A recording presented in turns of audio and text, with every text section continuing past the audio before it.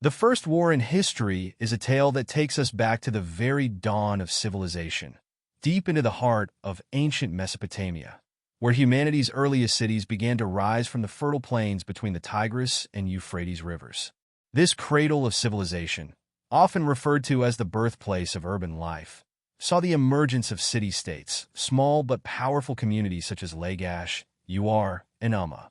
These city-states, although geographically close, were politically and economically independent, each ruled by its own leaders, each with its own gods, and each with a fierce determination to assert dominance over its neighbors. In this environment, competition for resources was inevitable, and it is in this context that we find the first recorded conflict in human history, a war that would set the stage for thousands of years of human strife. The root cause of this ancient war was not unlike the causes of many conflicts that would follow: control over land, the lifeblood of any society. The fertile region, known as the Guidina, or the edge of the plain, was a particularly valuable stretch of land that lay between the city-states of Lagash and Umma. This land, rich in resources and vital for agriculture, became the focal point of a bitter and protracted struggle. The Sumerians, the people of these city-states, believed that their gods had granted them dominion over the earth, and thus any claim to land was seen as a divine right. This belief added a layer of religious significance to the already intense political and economic rivalry, transforming a territorial dispute into a holy war. As the tensions escalated, it became clear that the conflict could not be resolved through negotiation or diplomacy. The city-state of Lagash, under the rule of Eannatum, a warrior king with ambitions of empire, was the first to strike. Eannatum, driven by both a desire for power and a conviction that the gods were on his side, mobilized his forces for war.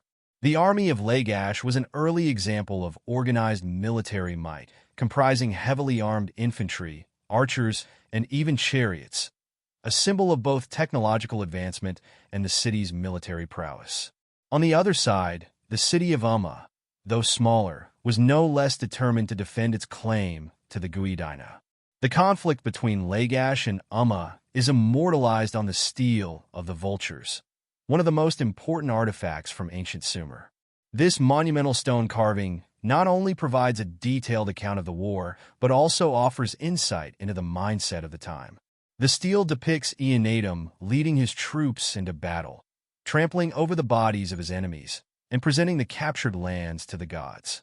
The imagery is brutal, a reflection of the harsh realities of war in the ancient world. The battle itself, fought with the primitive yet deadly weapons of the era, was a clash of wills as much as it was a clash of arms. Spears, axes, and arrows were wielded with lethal intent as the soldiers of Lagash and Umma met on the battlefield. The fighting was fierce, and the casualties were high, but in the end, it was Eannatum's forces that emerged victorious. This victory was not just a military triumph. It was a religious and political statement. Eannatum proclaimed that the gods had granted him the right to rule over the Guidina, solidifying his power and expanding the influence of Lagash. The outcome of the war had profound implications for the region. Lagash's victory over Umma established it as a dominant force in Sumer, at least for a time.